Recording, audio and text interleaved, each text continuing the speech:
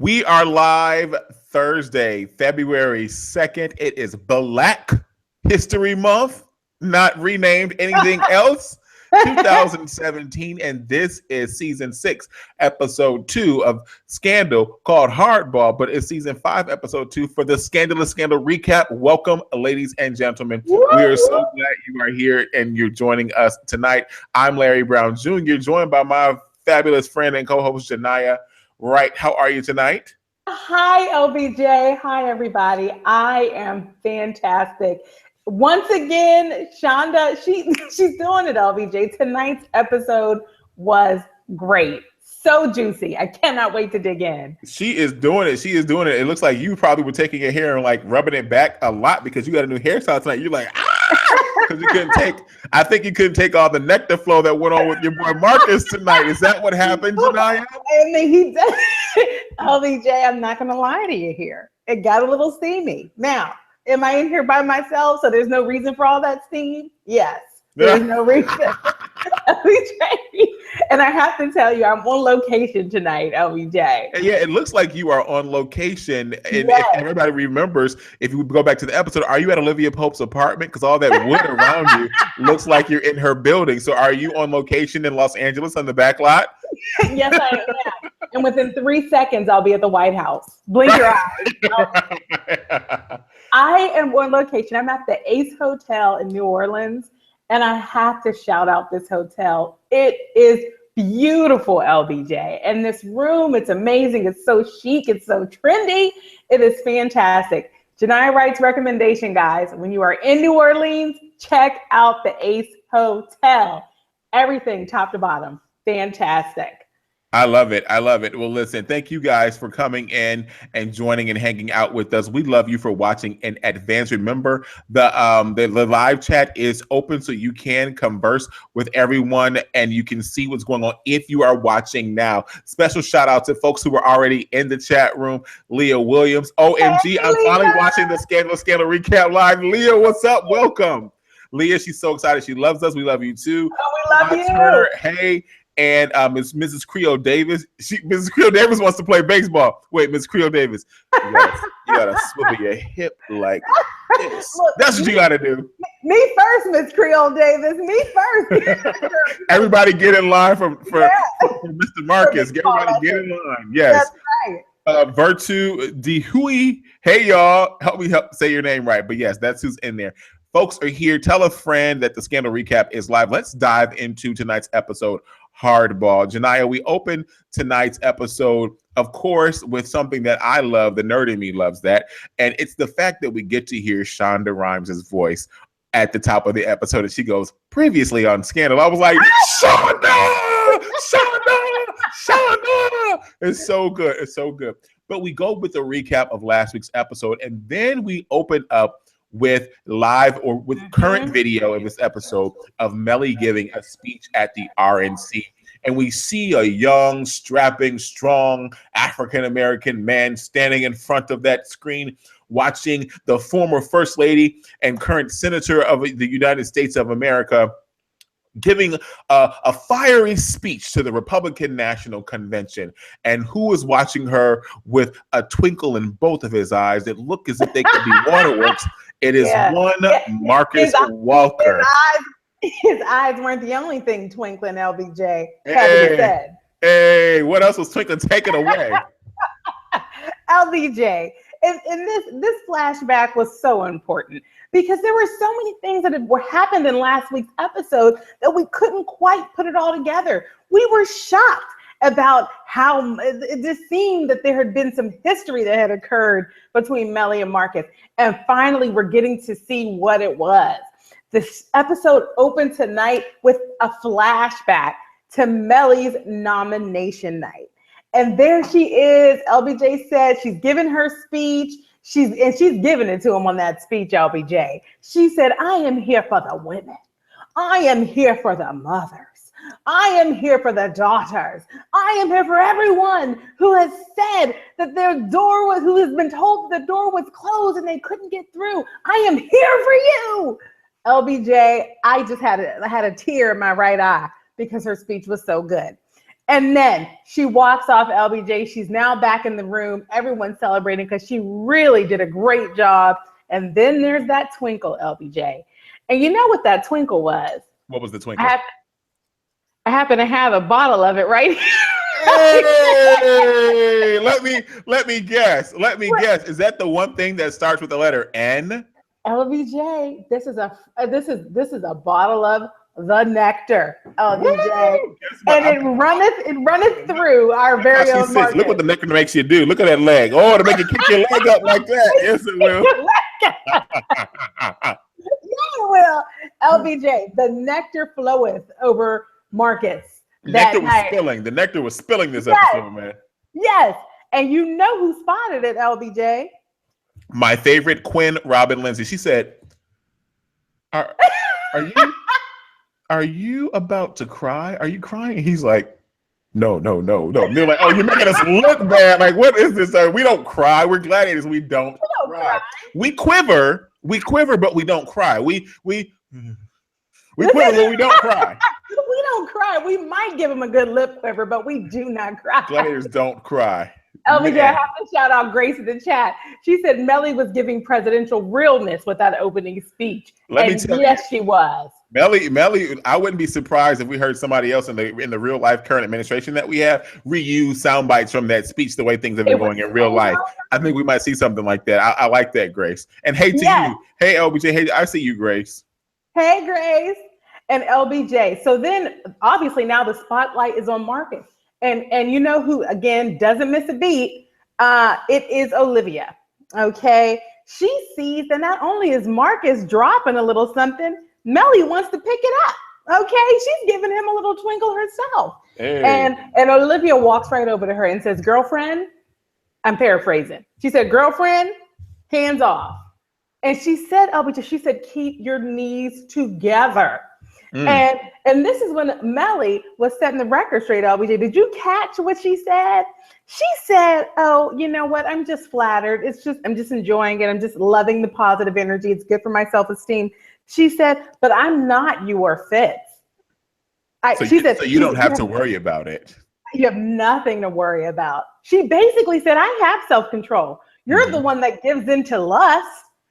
Okay, she basically said, "I'm just enjoying the flirt, LBJ." Was that all it was?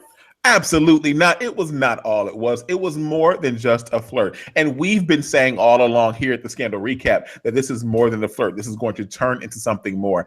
Every now and then you might hear me say a Splackavelli. I tweet about a Splackavelli. It's an old school song from like back when I was in high school.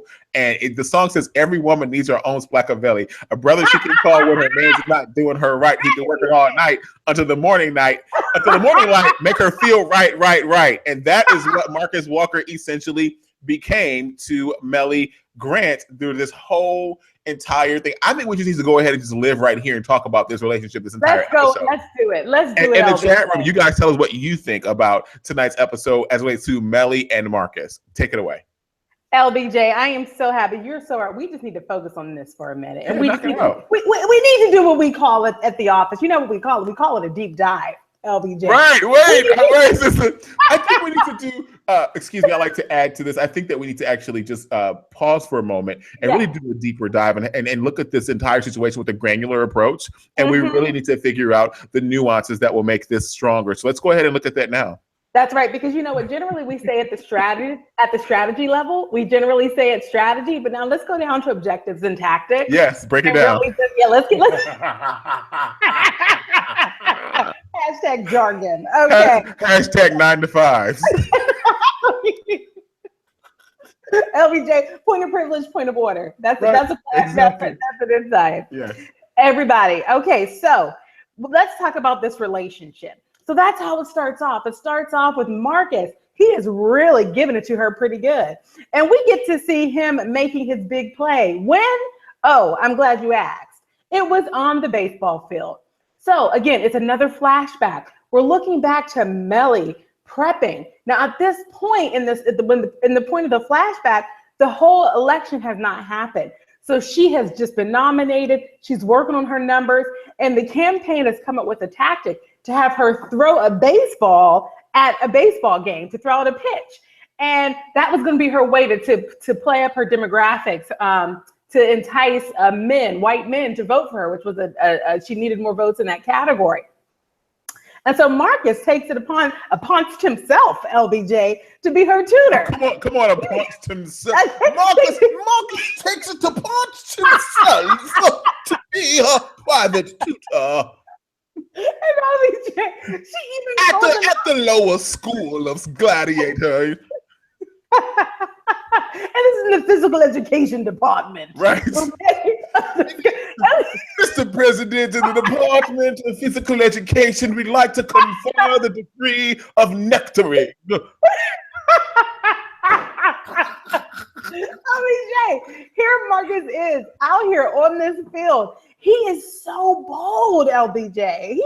The doors aren't even closed. He's out here in the wide open, touching on Mellie's hips, talking about, I'm about to take you to school, girl. Okay, again, I'm paraphrasing. That's basically what he said. Oh, no, I'm about to take you to school, girl. He's touching her hips and positioning her this way and that way, laying it on thick, LBJ, saying, listen, I'm excellent at baseball. Let me show you everything I know, Mellie. And Mellie, she's loving it, LBJ. She's going with him. He's playing with the hips. She's giving it to him, LBJ. She is loving it. Mm-hmm. And just when she turns to him and breathlessly says his name, Marcus. Oh, LBJ, we see them about to kiss. Absolutely. Eyes open, mouth agape. Your eyes thought you saw the glory of the coming of the Lord. LBJ, and what happened? Mellie found her self-control, and LBJ, she got out of there. What did you think of that scene? I was just like, Marcus, take it. Marcus, go for it. But he was a gentleman that he is. And, you know, Marcus knows how to serve these women. And so he was like, you know what? I'm going to be gentle because I've got these feelings for her. And Mellie was quivering. He knew she was quivering. He felt that she was quivering, but he could not take advantage of that quiver. He acknowledged and he respected her. No, he didn't grab her by the... Yeah, I said it. I went there. I am not scared. Ain't nobody gonna knock on my. I'm B613 up in here. I'm B735. How about that? LBJ, is that a shadow behind you? Is somebody No. No, but seriously, I thought that it was really honorable how it was very well played and honorable with Marcus tonight. With Mellie on that baseball field. Oh, but guess what? That was such a creative. They took some great creative license there and used a great comparison between baseball and real life. Because guess what? Marcus had another opportunity that would soon come, and it was foreshadowing on that baseball diamond. Why? Because he was able to take a baseball bat and hit that ball and swing it out of the park. That's what he did. Yes, he did. Yeah, he did, LBJ. And it was what we call, this was the Nectar exchange, okay? Mm-hmm. This is when Nectar's just flowing hither and thither all throughout the world. And there's a point where they're trying to keep it professional. Marcus is trying to keep the boundaries up. And they're in Mellie's hotel room, just basking in the glory of her great, presidential, poll numbers. And LBJ, that Nectar floweth forth. And before you know it, Marcus is getting a little hot under the collar. And he starts to leave. He's like, yeah, let me ruffle papers. Yeah, let me get out of here. Okay. LBJ, he starts to leave. And somebody stopped him, LBJ. And I think we know who it was. LBJ, it was Mellie. She said to him, Marcus, wait. He was like, he did that pause. He said, that's it. He swung back like he did that lean like and then Mellie did her vulnerable face, which is that's it. That's her vulnerable face.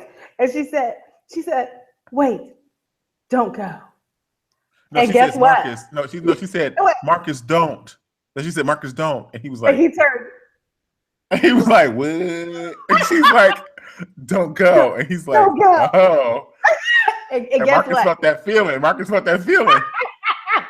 And guess what? He didn't go. He stayed, LBJ. He stayed real good. Okay. Mm-hmm. And we finally saw it. We saw they laid it low and they spread it wide. That's what they did. They laid it low and they spread it wide. Yes, they did. And we saw them finally give in to their passions, LBJ. Now, all the while, we're seeing a little change in Mellie now out in the streets. Mellie's basically skipping and bopping and hopping around. And finally, Mellie, she can't keep the secret because it is just bubbling up in her soul, LBJ. She is on cloud, not 9, she's probably on cloud 17. Okay, because that man has turned her out, LBJ. It has to be said. Yeah, and he did. He turned her out. He completely turned her out. And she eventually admits to Olivia. LBJ, she admits to Olivia that she has been that they've been good loving, body rocking, knocking the boots all night long. Making love until you're tired to the break of dawn. Oh, come on. But come on, turn the lights down low, Mellie and Marcus.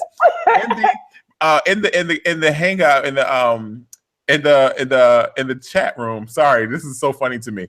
I know, Stephanie Beard, what's up? Welcome back, Stephanie Beard. Stephanie Beard's like Cougar Swirl. But then Grace goes back to the baseball diamond. She said that pitching scene was nectarlicious. Mellie was so ready to catch what Marcus was throwing. She says, okay. And all caps. And then Grace brings up a great point that hoops lower their inhibitions. And let me tell you something. I put on Twitter, I said, oh gosh, what did I say here? I was like, Mellie plus Marcus plus Mellie plus Marcus plus Moonshine equals Nectar flow. Yes. And that's exactly what we got to see tonight. Mellie plus Marcus equal that Nectar flow. But then Mrs. Creole Davis does something. She alludes to something. She goes to something that I loved about this episode. And I actually I captured this because it's one of my favorite Mellie episodes, Mellie moments rather, in the entire life of the show. And Mellie, I call this the Mellie comes alive moment. Mellie come alive monologue. Yes. Davis sums it up by saying Mellie wept. But not only did Mellie wept, Mellie wept. Mellie had a religious experience. Mellie was like, Olivia, I mean, something has changed. Oh, what a great change has come over my life, Olivia. I don't think you understand this change that I'm experiencing, Olivia. She said, Olivia, I wept. Olivia, I shed tears. I shared uncontrollable tears, Olivia, while I was with him. Oh, Olivia, I found the light. I saw the light. I am light. Olivia, I'm having a religious experience, Olivia. I nearly spoke in tongues. She almost spoke in tongues. She was like, I was blind, but now I see. Amazing Grace, how sweet the sound is. I believe, Olivia. I believe. She said, oh, my skin was cold, but now it's warm. Oh, Olivia, like colors are brighter. I believe. She said colors are brighter. Yes, she was singing HD. Yes. And LBJ. And the whole while, Olivia's sitting there like this. Olivia's sitting there like. And I'm going to tell you why Olivia was sitting there like that. Because, and I need to hear from the ladies in the chat. Because, oh my gosh, Stephanie Beard says she's been to the mountaintop. Whoa! She's been to the mountaintop and she's looked over and she's seen the promised land. OBJ, I need to hear from the ladies in the chat. Every single woman has had this situation. You've been on both sides of it. You've been on the side where, oh my gosh, you've had an experience where someone has helped you to discover something new about yourself, something new about the world, okay? And your perspective changes. You know what we call that in the streets? We call that a turnout, okay? We've all seen it. We've all been there, okay? But you know what else? You've also been the girlfriend on the other side, sitting there watching your dear friend in that moment just completely has lost perspective, cannot find the ground, and you want to support her and you want to be there for her, but you know the truth. You know reality's coming. You know the sun eventually comes up because the world continues to revolve. And you know what? You're confused. And so Olivia did what we all do. She sat there and she supported her. She said, you know what then, girlfriend? If you happy, I'm happy. If he's the right one for you, then good for you. But then you know what else she did, LBJ? She planted just a few little nuggets, LBJ, a few little nuggets of doubt. and what did you think of that? Olivia just flipping the script just a little bit.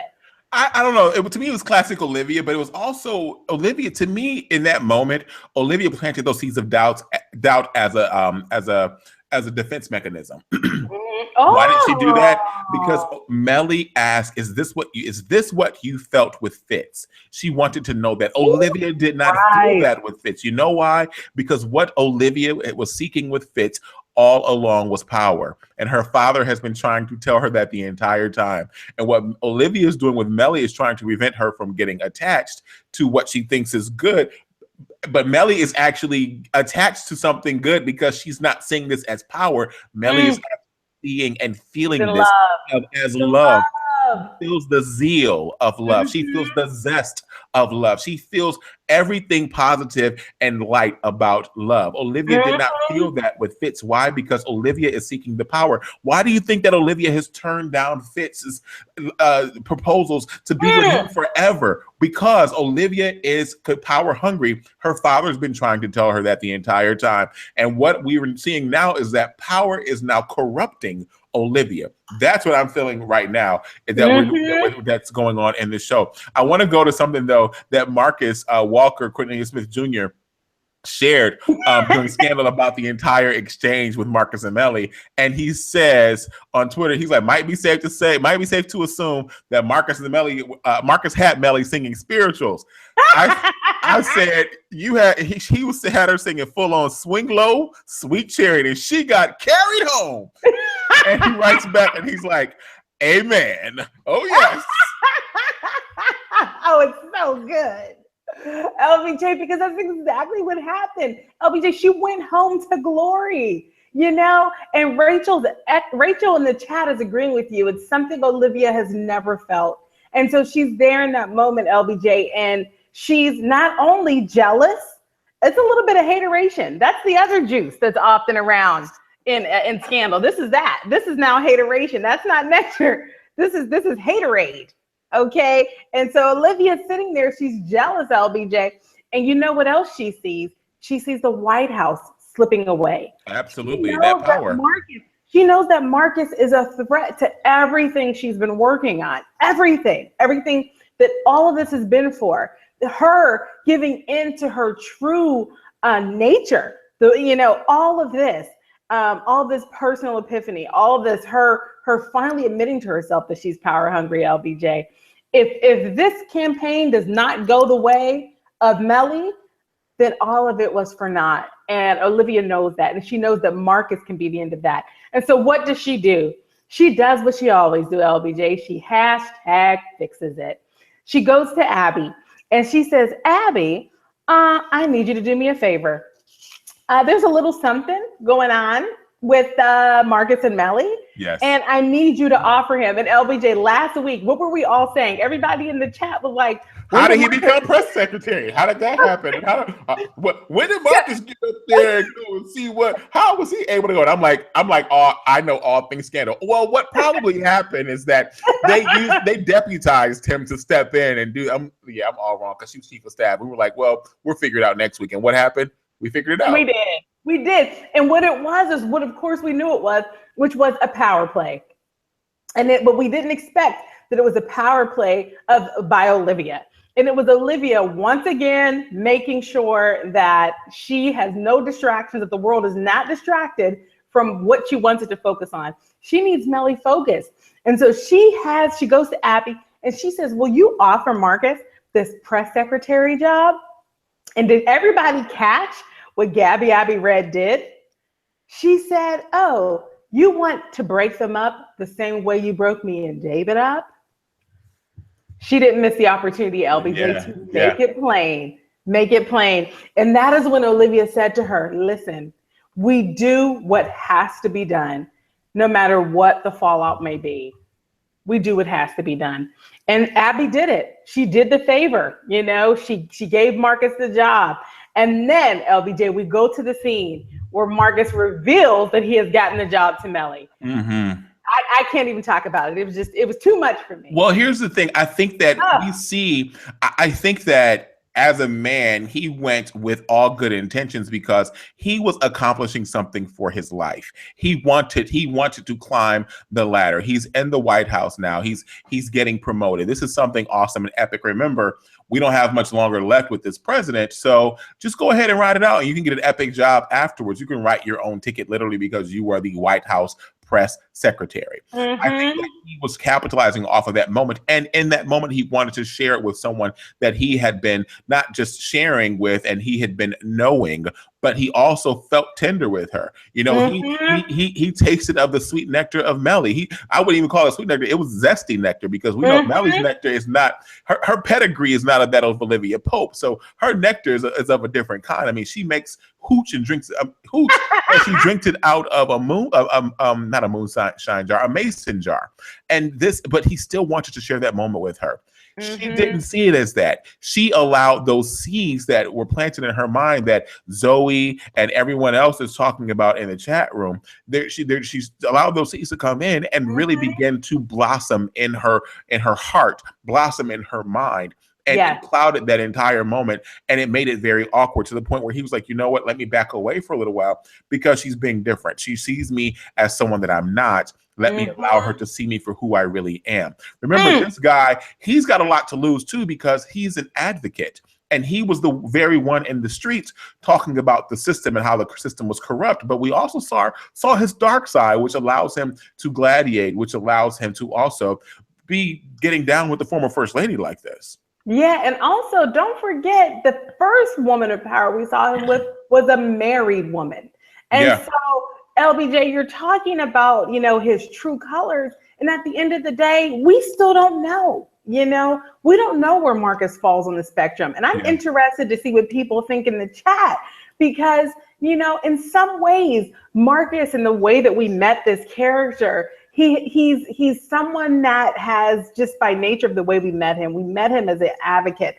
There's so much redemption. We want to forgive him. We want to think that he has absolutely the best intentions.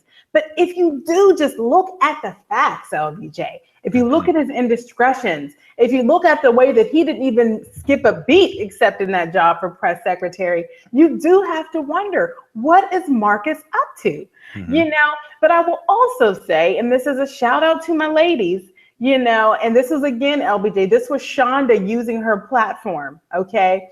Because this is a struggle that women experience that men don't necessarily experience.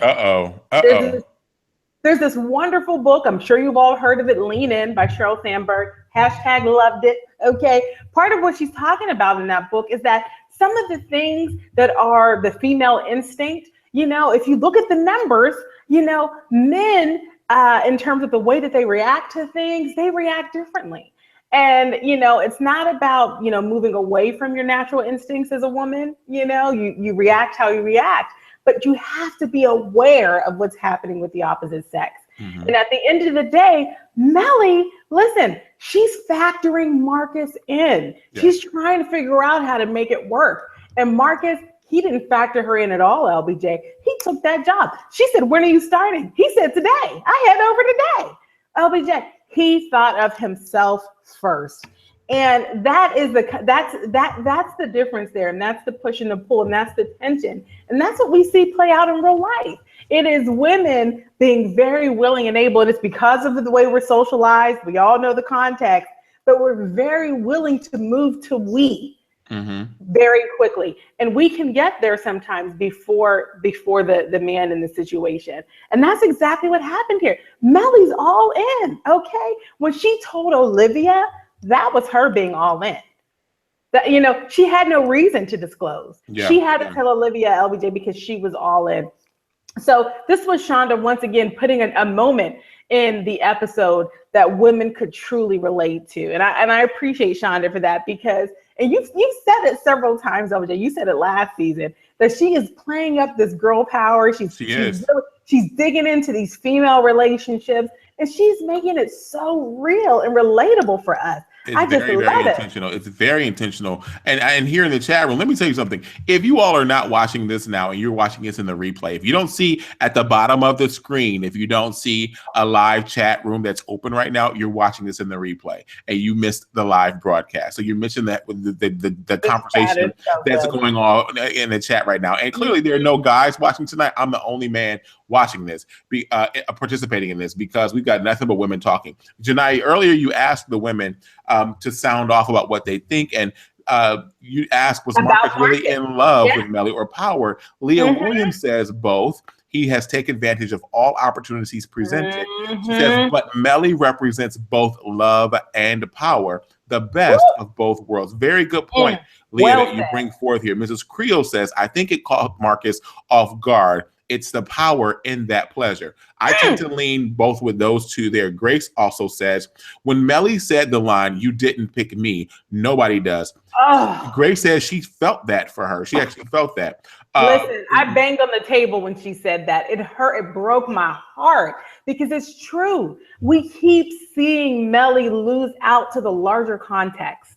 Every single time the person she's with, even Olivia as her friend, every single time the person she's with has to make a choice. Yeah. They don't choose her, LBJ. They choose whatever serves the circumstance, not Mellie. It happens to her time and time again. Absolutely. Oh, wait, look in the chat room.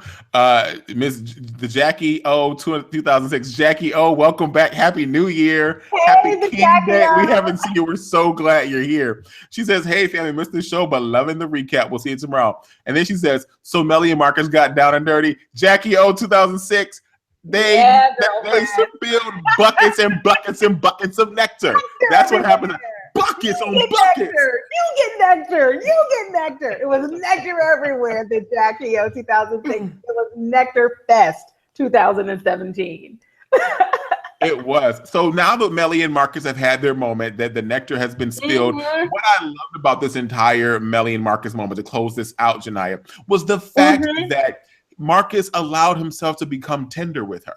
Yeah, he allowed, after all of that women stuff is done, he's still a man, and he had to express himself, and he found it within to say, I miss you. And that was powerful, because no one was expecting him to actually, I don't think many people were expecting him to be as connected to her as we saw in that moment there. I think we need to I don't know about that, LBJ. Well, there's one thing that I know for sure. Listen. What is when you got moonshine nectar? The moonshine nectar make you talk crazy stuff. Listen, nobody loves Marcus more than I do. Let the record show. Okay, let the record show. The LBJ, men say stuff. Okay, and so no. I wasn't super duper surprised, LBJ, and I don't mean to come off like a bitter Betty here. Let me tell you, clearly, because I'm over here hyped for him. Like, that's right. You bear your heart for the woman that you want. You bear that heart for her. Yeah, whatever. Did you bear your heart for the mayor's wife too? Huh? Did you, Marcus? I don't know. Well, he bared enough because he watched her get murdered. I mean, that was quite enough. Yeah. Well, you know what? The one thing is for sure. Time will tell. I mean, by the end of tonight's episode, the Marcus Mellie thing, I mean, it's not over. The episode ended with it really being a low hum. We watched Mellie reacting to it. We watched Marcus reacting to it. But LBJ, it ain't over. It ain't over. So we will have more time to see this storyline play out. We will. Let's take a moment and turn and go to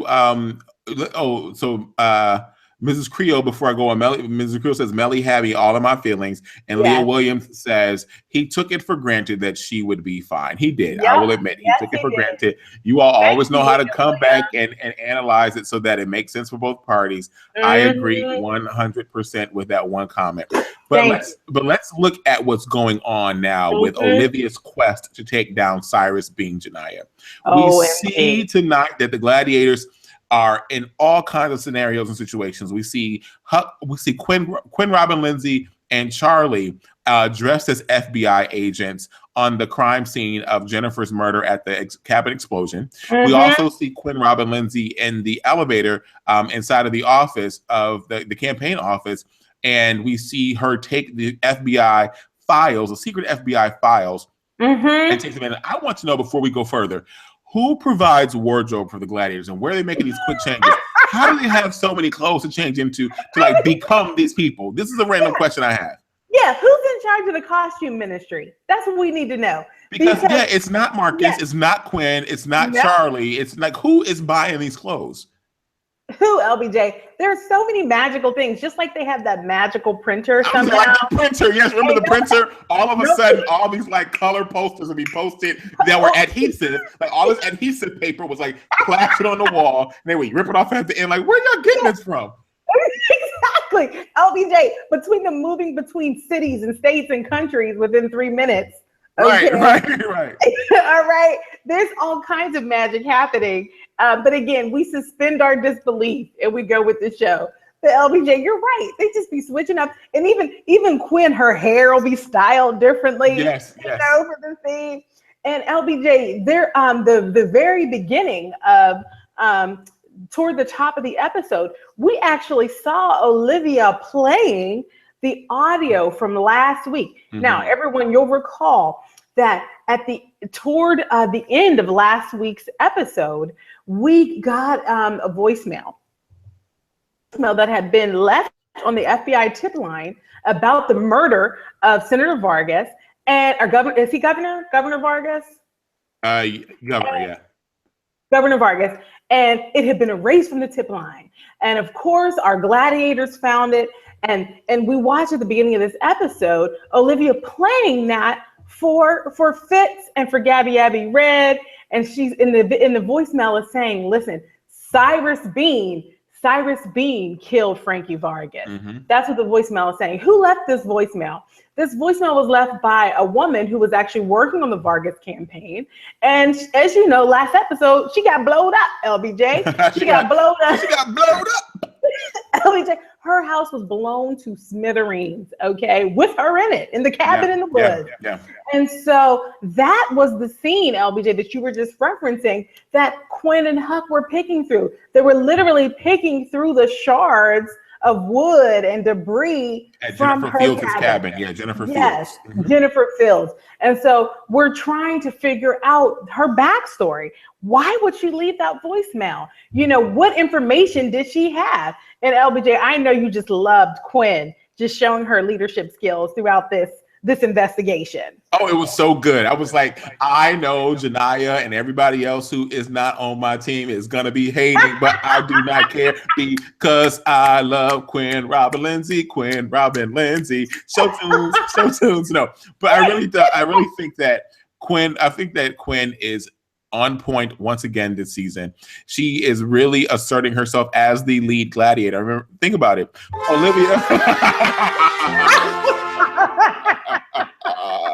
I cannot stand Quinn. I just want her to leave. I really thought I wasn't going to hear any of that. I was like, oh, we made it through a Quinn mention without the sad horns. And we heard, so yeah. But I had to do it, LBJ. But I think you really alluded to the fact that she is a standout. You can't deny that, Janiyah. When we opened this door and you blew the horn because you already knew that she was that, and it's hard. I think you blew it for yourself because you're like, wah, wah, wah, I can't believe that I'm wrong about Lindsay. I think that's what that was about. But did you just try to Iyanla Vanzant me and like help me get my life? Beloved. I'm Janiyah and I'm here to serve. Right. I'm here to serve you, beloved. I've done my work, okay? I'm here for you. I can only be here if you want to do your work. You gotta want to do your work. If you don't want to do your work, I have to go.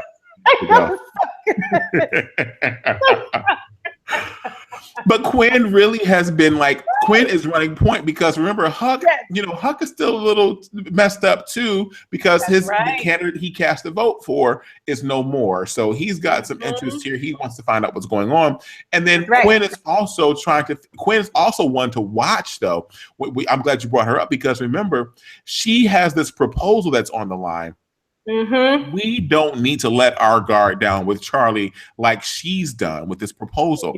And we need to watch that. I feel that we saw Huck talk about Charlie for a reason tonight. We cannot forget that. We must pay attention to that this season.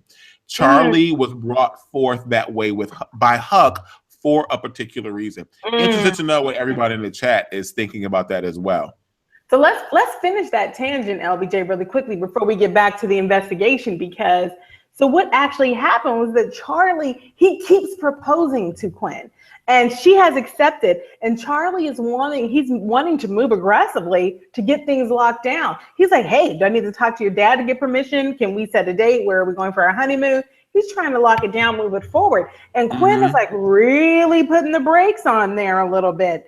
And it makes you start to wonder why. She also, LBJ, she asks Huck to go and investigate Charlie. Yes. So she asks him to do that. And one of the things Huck says to her is, why? Why would you investigate him? You know he's a bad person. You know he's a B613 like me. He's done horrible things.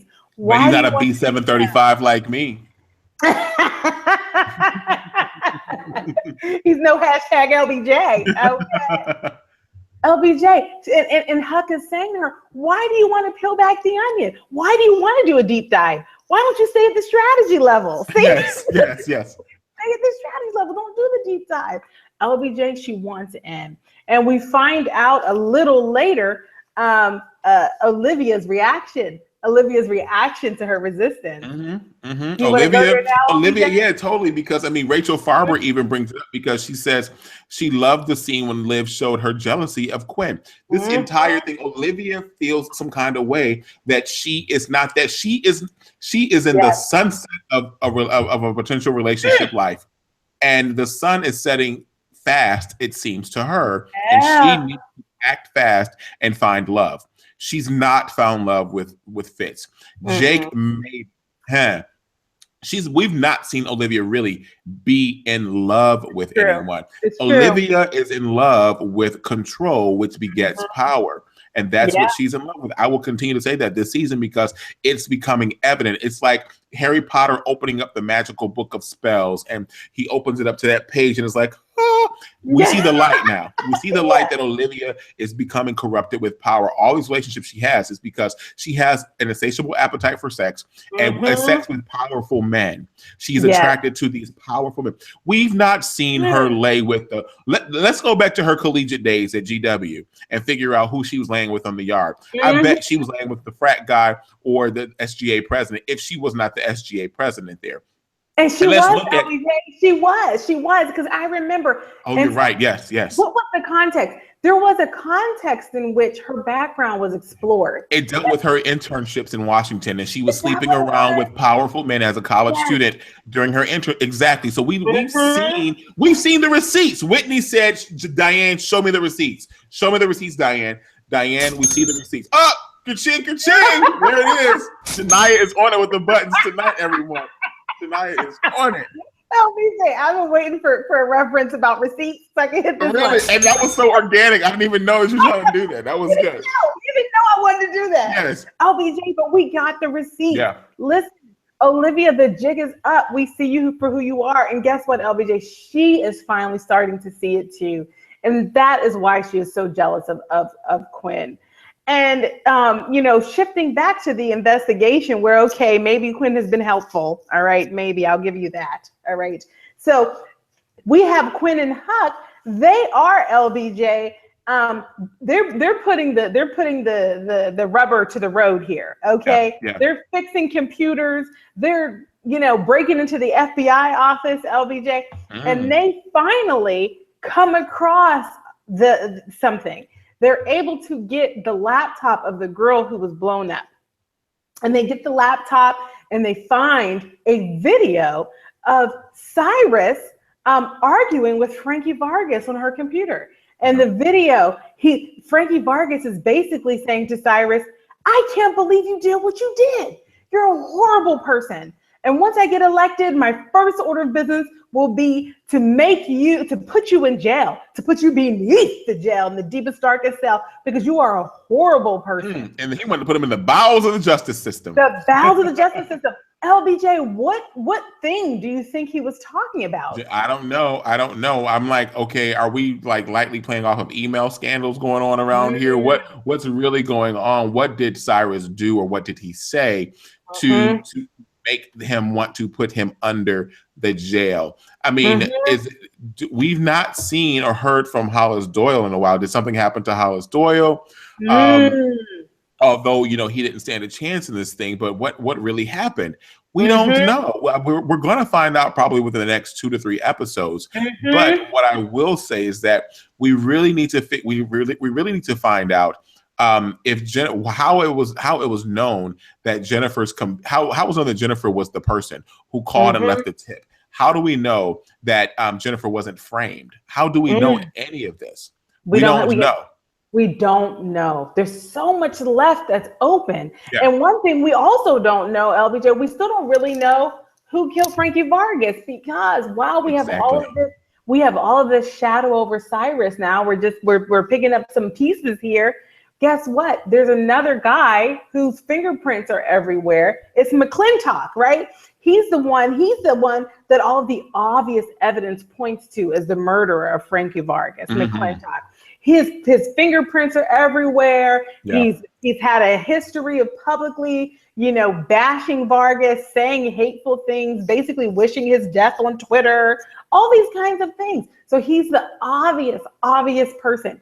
Well, guess what? That actually makes him probably the least likely to have done it, LBJ. Exactly. And in fact, the man, he is adamant. He's adamant about his innocence. He's like, listen, I'm taking this thing to trial. I'm not signing any confession paper, yada, yada, yada. That was so good, too. I love the fact how he was he had the courage of his convictions to say, you know what? You're not charging me with this at all. I will not let it be. I will not stand for it. It will not happen on my watch. He pulled an Ayala and he was like, not on my watch.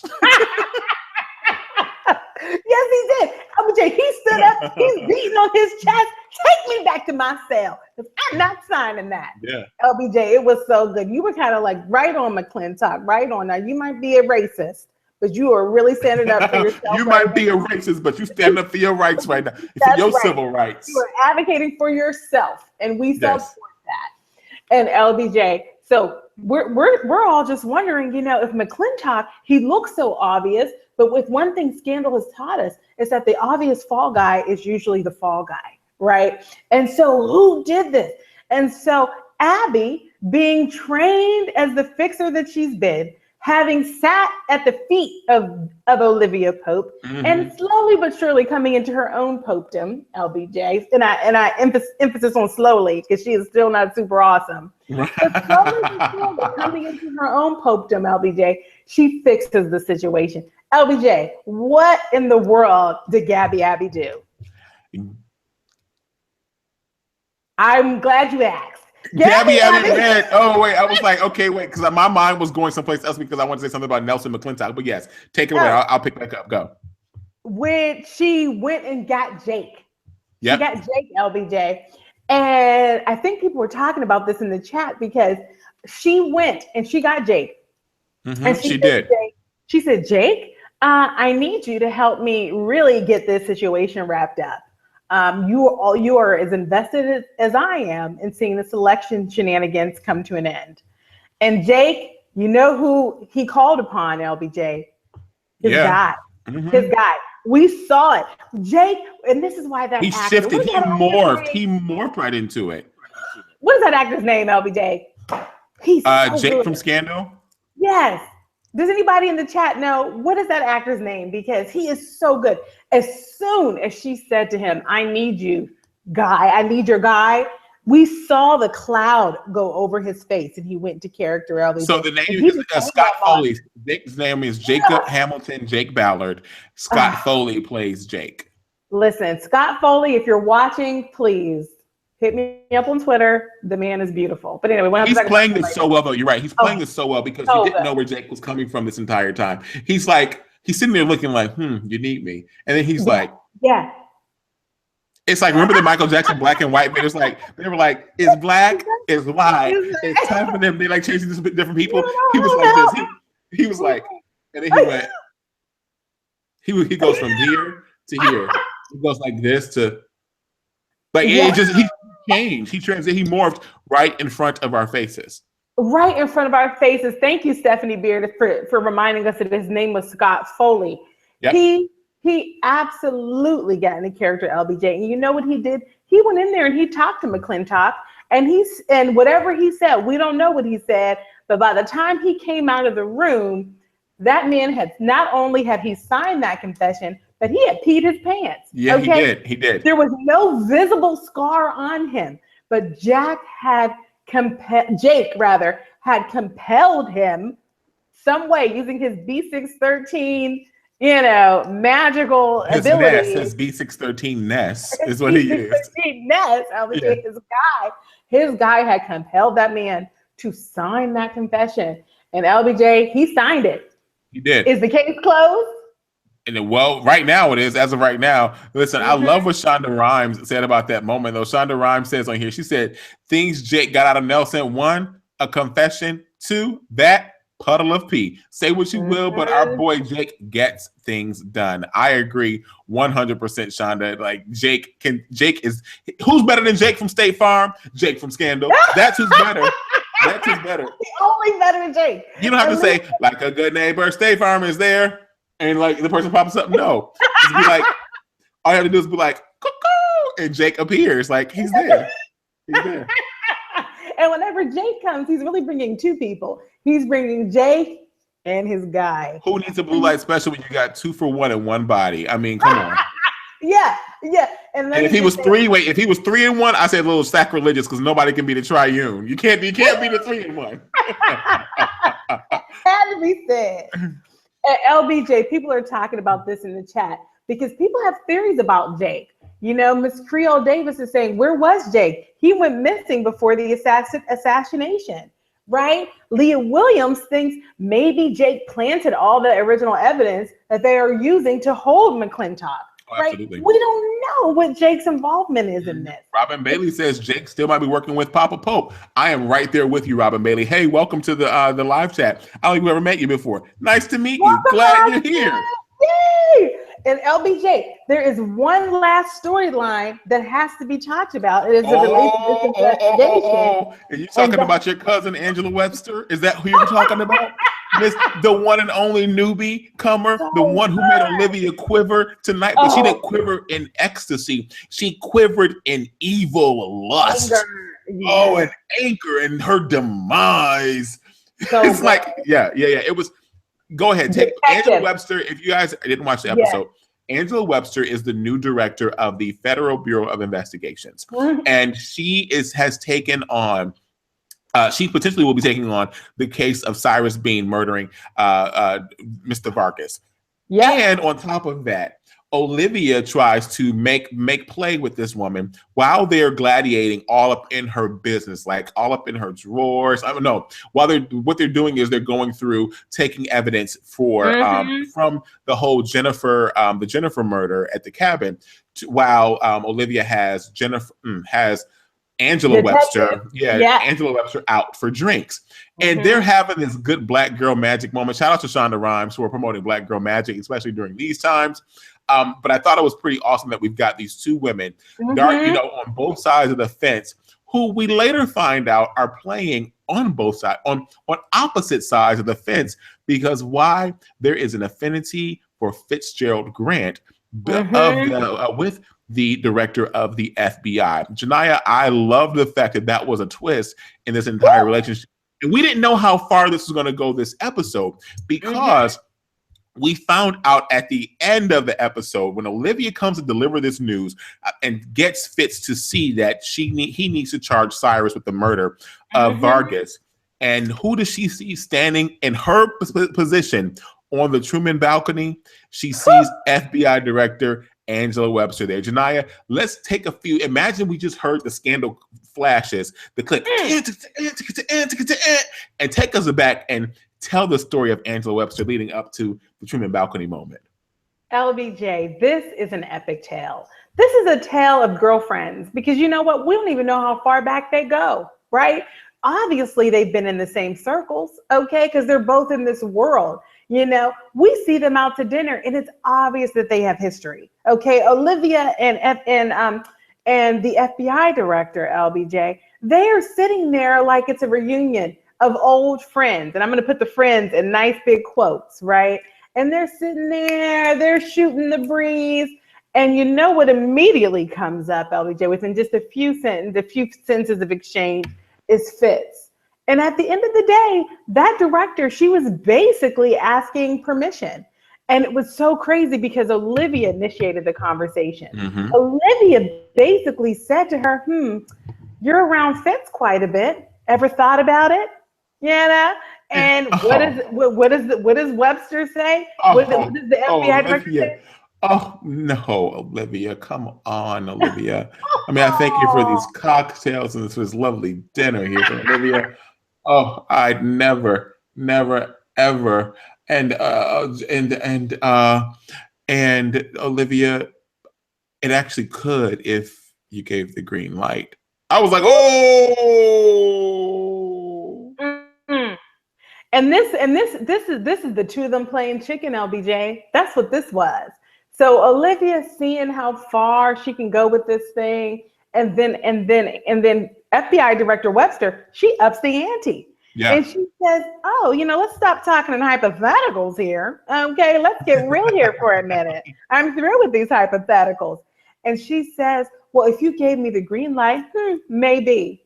And you know what Olivia did, LBJ? She said it. She said, hey, have at it. I think you should give it a go. Dummy. And I will tell you, dummy. And I will tell you what FBI Director Webster said in her mind. She said, okay. And LBJ, that is exactly what she did. She wasted no time. So this is not a new business day. Okay, it is literally like the same day. There has been no costume change. You're right, because Gigi Johnson acknowledges that same thing, and she says Angela got the green light, and she took off screeching like going through like what got it like in Color Purple when Miss Sophia came into the juke joint and she came looking for Hardball and that man was on the piano. He said, "Whoop, time to go," and she took off. He took off on it. Just like that. And then Gigi Johnson says, I'm sorry, no, Grace says Fitz is a chocoholic, by the way. Fitz is definitely a chocoholic. Mm-hmm. And you know what? What Fitz likes, as we know, he likes women who are powerful. He likes women who are decisive. And no one can possibly be a woman director of the Federal Bureau of Investigation of these United States without having some power oozing through those veins. Absolutely. And so that woman, she has been on the grind her entire career.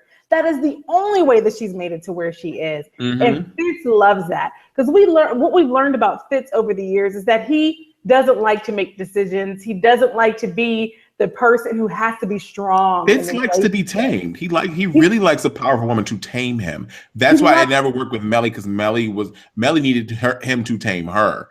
Fitz needs to tame him, and that's where he finds success, gets in that pocket, and they work it out together. LBJ, you just summed up the whole first several seasons of this whole show with Boom. That. Oh my gosh, that's what it is. I mean, Fitz, he wants someone to tell him what to do. And so yeah, FBI director comes in and serves it up. He's gonna say, oh yes, I'll have seconds, please. Of course, that's his favorite dessert. He loves it. And so LBJ, we are seeing now Olivia is going to have her eye on FBI Director Webster. We know we're going to be seeing more of this character, FBI Director Webster. And I liked her, by the way. I mean, I felt like her performance, of course, because Shonda just does an amazing job with casting and also with the script. Her performance was so... Thank you. Please cast us. Please cast us. Please cast we us. We love it's like if she hasn't picked that up by now, LBJ, I don't know what we're doing. Shonda, please watch us. Shonda, please watch us. We want to be cast on Scandal. Shonda, please watch us. Shonda, please watch us. I have a tattoo that says Gladiator. No, I don't. But I will. I'll get one. I will, Shonda. It says Shonda right here. See Shonda. No, I'm joking. And so LBJ, we're going to see more of this character. And there is only one more storyline, LBJ, and it's actually just very brief that we haven't touched on yet. And that is the exchange that Mellie and Cyrus has during the episode. And that is, so at this point, you all remember, last episode, Fitz went ahead and endorsed Cyrus. Mm-hmm. And at that point, we weren't quite sure whether Olivia was going to be able to come up with a little bit more evidence. We still don't know, but we had no idea at the end of last episode whether Cyrus was actually traumatized by the death of Vargas or whether he was doing his happy dance when he was at home with Michael and his 15-year-old daughter. And so we watched this episode. Fitz, once again, not wanting to do the work himself, mm-hmm. he put Cyrus and Mellie in a room together. And he says to them, listen, at the end of the day, it's going to be between the two of you that decides who's going to, how America is going to make it through this storm of the president-elect being killed. And I need the two of you to figure this out. Yeah. What is Cyrus's proposal? He asks Mellie to be his vice president and have a cross-party ticket.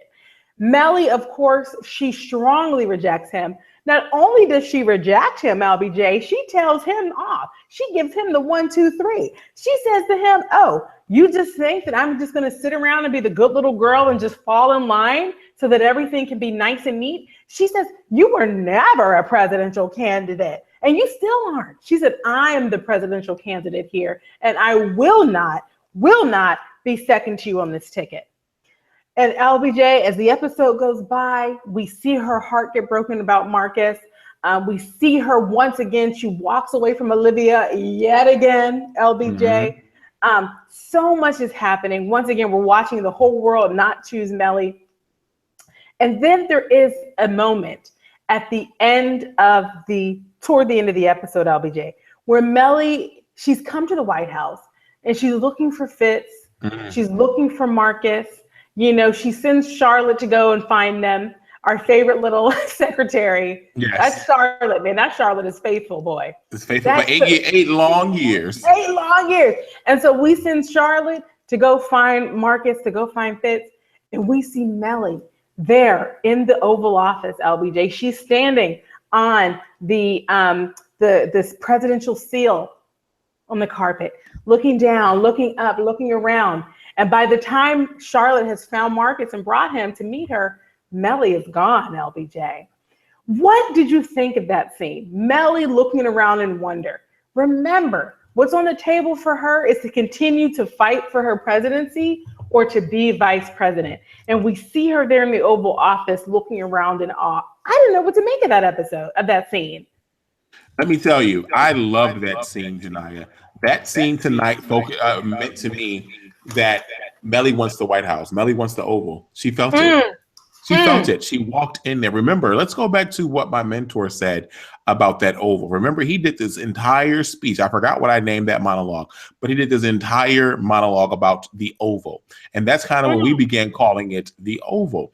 And he talked about when you stand in the center of that office and you feel the energy, you feel the history, you feel the impact. Ultimately, you feel the power. You feel the power of that office holds.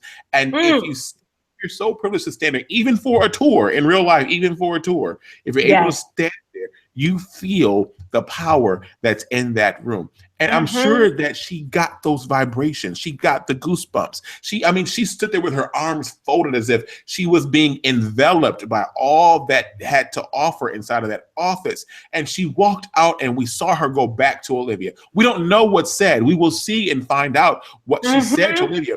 But I think that she wants to pursue the Oval as president. And as you said last week, we very well could still see Mellie Grant as the president of these United States and the world of Scandal. Absolutely, LBJ. Very well said. And I appreciate your interpretation of that scene. I was back and forth on this. Was this her having a revelation, as you said, that she did indeed want the power? Or was it her looking around and saying, you know what, maybe I'm over this. Maybe it's not what I want.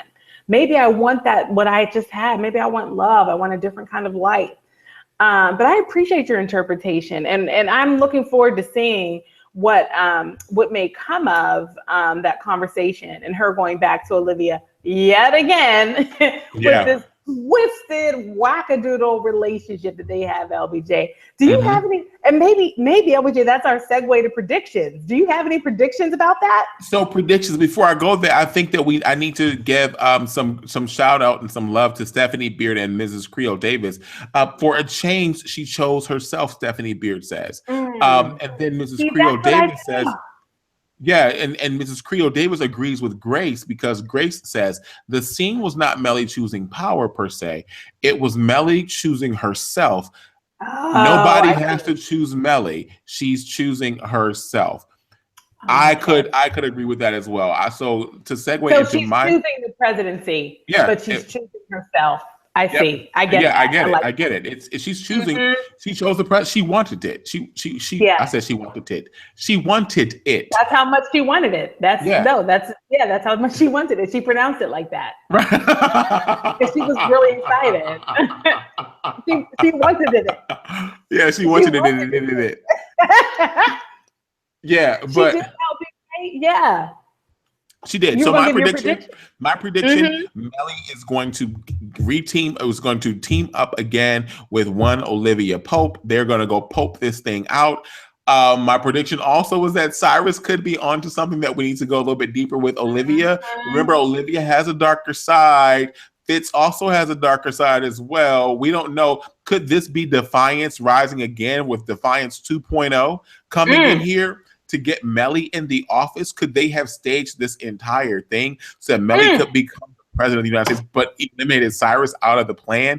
And could it be Olivia who's killed someone, or Fitz who's killed someone? Remember, they both killed someone. I think we need to turn.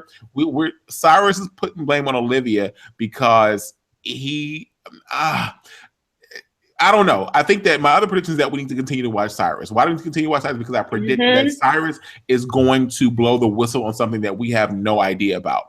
And maybe he exposed something about the president, Olivia, or even Mellie, that he shouldn't have exposed during this campaign. Maybe he jumped the gun, and that's how he was able to get those votes. That could be what it was. He tried to rig the election, and maybe he tried to rig whatever it is. We're going to find out that Cyrus did something that triggered this entire chain of events to happen.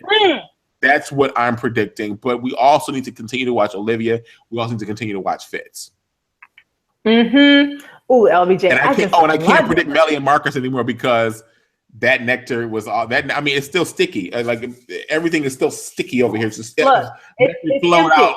It's empty. It's all gone, LBJ. There's no Nectar left. You consumed all the Nectar in New Orleans, Shania. Oh. It wasn't me. It was Marcus and Mellie. I mean, they sapped the thing dry. Okay. You're going to find friends on the other side down there in New Orleans tonight. You're going to find friends on the other side. Have some fun. Have some fun.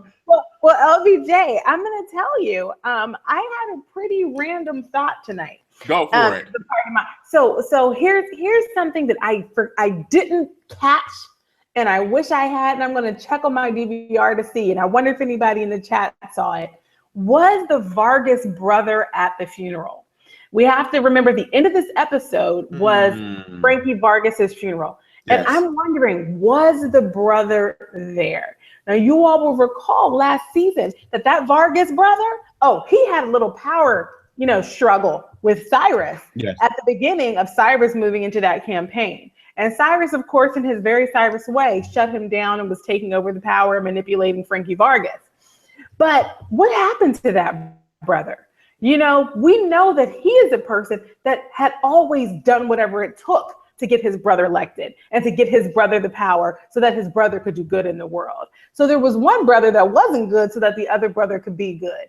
What about the Vargas brother? Okay, Grace is confirming, and Stephanie Beard is also confirming. I love y'all in the chat. He was not at the funeral, LBJ. I have to wonder, did Cyrus kill the Vargas brother? That was the thought that I had. Now, the other thought I had was, the last time we saw something just out of left field happen on a major presidential, moment, it was when do you remember that time when Mellie's son collapsed and was like he got poisoned? And who did it, LBJ? Does anyone remember? Oh yeah, it was my guy. It was what do we call him? We called him LBJ. I think it was Mama Pope. Wasn't Mama Pope behind that? No, it wasn't Mama Pope, because remember Rowan Pope had the son killed. Remember, it was the guy. It was the goon. What do we call the goon? Somebody Scandal Recap Gladiators. Yes, Tom the Goon. Yes. Thank you, Tom the Goon. We're gonna pick up our wiki, our Scandal Recap wiki to find his. The only thing that is missing, that was missing, let's just go ahead and say it, from the last season. Where was Mama Pope? Where is she at? Where's she at? Okay. Yeah. We know she's not in the bowels of the justice system, LBJ. No longer. Yeah. She's allegedly she's got cable watching her daughter on TV. Remember, I just want to have cable and watch my daughter on TV. That's what she wanted to do. So we'll see. Yeah, where's she at? So those are my questions, LBJ. It's two questions. Where's Mama Pope and where's that Vargas brother? Did Cyrus kill him? We will see. We also have to continue to watch Rowan Pope in this entire situation as well. You ain't lying. And we don't. So, and I think that the question remains: who do we trust? Ooh, Pat Harlan says Tom silenced the Vargas brother. Ooh, that's right. He still has work to do. He's still open with Cyrus in the corner. Absolutely. So I think there's so much for us to try to crack this season. Everyone, continue to take notes. Continue to take notes and leave the comments on the YouTube video so that we can read your notes and then keep that in our minds when we're watching next week's episode, because this thing is going to get better and better and better with all of us talking in this community that we've created organically with all of you. Thank you so much for hanging out with us. I've enjoyed this. Can we give some love to Ganaya for being available tonight in New Orleans?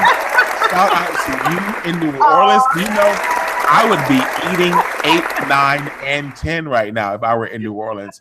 So shout out to you. I will say that you're on Eastern Standard Time. I'm in Central Time. I got another hour. The night is young. That's right. It's 11:17. Yeah, you're. It's just 17 past the hour of 10 o'clock for you right now. So get out and enjoy. LBJ, thank you so much for tonight. I just love this time with you. I just love the chat. Thank you guys so much for tuning in and debriefing with us. I look forward to this every week. Thank you guys. Yes, indeed. And Mrs. Creole said, go and get you some gumbo because you are in her home state. Thank you guys so much for watching. We love you for watching and participating. Listen, if you're just watching this now, try to tune in with us live so that you can chat in the chat room. We will see you next week. Tell a friend about the Scandal Recap. See you then. Bye-bye.